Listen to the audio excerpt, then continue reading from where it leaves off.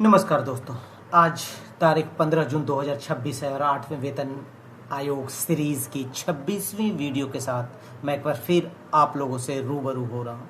या दोस्तों, जैसा कि आप जानते हैं, जब भी कोई 8वें वेतन आयोग से रिलेटेड कोई भी जानकारी होती है तो हम आपके समक्ष उसे सबसे पहले रखने की कोशिश करते हैं और उसके बारे में विस्तार से आपको विवरण भी प्रस्तुत करते हैं। तो आज इसी कड़ी में आज 15 जून 2026 का दोस्तों, आज इस वीडियो में हम बात करेंगे, जैसा कि आप जानते हैं कि आज 15 जून 2026 है और 8वें वेतन आयोग को जो मेमोरेंडम जमा करने की जो अंतिम तारीख थी वो भी आज ही है, यानी 15 जून 2026। लेकिन सबसे बड़ा सवाल तो ये है दोस्तों कि आखिर किन किन कर्मचारी संगठनों और यूनियनों, पेंशनर्स एसोसिएशनों ने अपना मेमोरेंडम जमा किया है।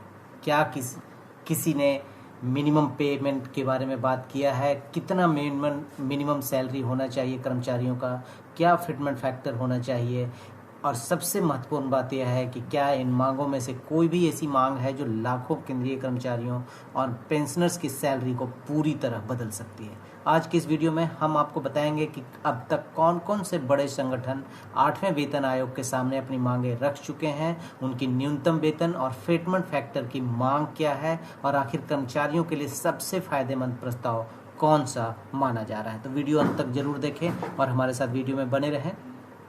और दोस्तों, सबसे पहले आपको बता दें कि 8वें वेतन आयोग ने मेमोरेंडम जमा करने की अंतिम जो तारीख थी 15 जून 2026 निर्धारित की थी और आयोग ने स्पष्ट कर दिया था कि इसके बाद कोई और एक्सटेंशन नहीं दिया जाएगा, जैसा कि हमने आपको अपने 24वें वीडियो के माध्यम से ये जानकारी आप तक पहुंचाई थी।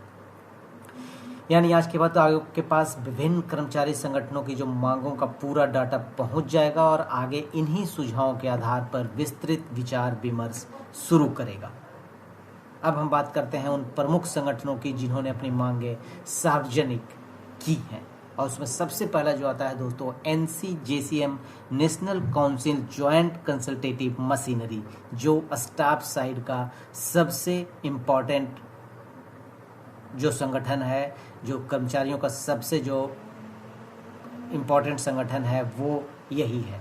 और इन्होंने अपने मिनिमम पे का जो डिमांड है वो 69,000 रुपये रखा है और फिटमेंट फैक्टर की जो मांग की है उसका 3.833% रखा गया है। तो 8वें वेतन आयोग से जो NCJCM national council joint consultative machinery जो है NCJCM ने मिनिमम पेमेंट 69,000 रुपये और फिटमेंट फैक्टर 3.833 मांग की है। दूसरे नंबर पे आता है दोस्तों FNPO, Federation of National Postal Organisation. ये भी एक पोस्टल ऑर्गेनाइजेशन है, पोस्ट ऑफिस से जुड़ा एक संगठन है, जिसने मिनिमम पे की बात की है 54,000 रुपये और फिटमेंट फैक्टर की मांग की है 3.0। मिनिमम पे 54,000 एंड फिटमेंट फैक्टर 3.0। नेक्स्ट जो आता है दोस्तों वो है RSCWS, railway senior citizen welfare society.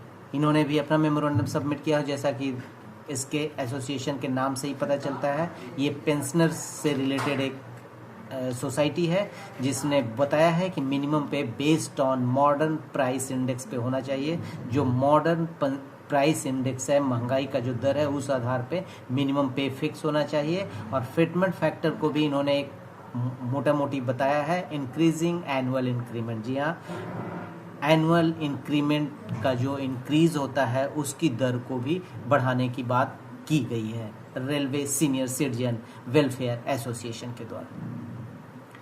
Next जो आता है दोस्तों, सबसे इंपॉर्टेंट है BPMS, भारतीय प्रतिरक्षा मजदूर संघ, जो है डिफेंस सिविलियन एम्प्लॉय यूनियन है, जो अब तक सबसे ज़्यादा मांगे इस संगठन ने ही रखी है, जो मिनिमम पे को 72,000 रुपये करने की मांग रखी है और फिटमेंट फैक्टर को वो 4 गुना यानी 4.0%। BPMS भारतीय प्रतिरक्षा मजदूर संघ है, एक defence civilian employ union. Defence civilian employ का जो यूनियन है उसने मिनिमम पे को 72,000 रुपये और फिटमेंट फैक्टर को 4 गुना वृद्धि की मांग की है। और इसके अलावा कुछ कुछ छोटे संगठन हैं, जैसे AIBESNL REA submitted a specific memorandum focusing on the expansion of the central government health scheme to all district headquarters. इन्होंने मांग किया है कि central government health scheme CGHS जो है, जो ऑल डिस्ट्रिक्ट हेडक्वार्टर तक इसका दायरा बढ़ाया जाए और फोकस किया जाए।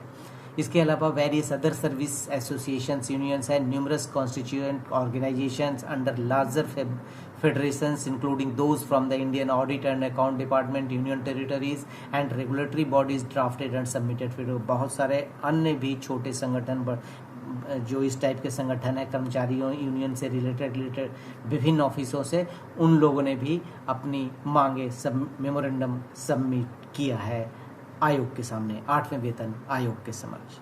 और जैसा कि आप जानते हैं 8वां वेतन आयोग ने विभिन्न राज्यों में अपना विजिट भी कर रहा है और ये दौरा करके वहाँ से भी लोगों का सुझाव ले रहा है। और इसी कड़ी में अगला जो विजिट है उसका दिल्ली, पूना और हर जगह पे है, उत्तराखंड में भी जा रहा है।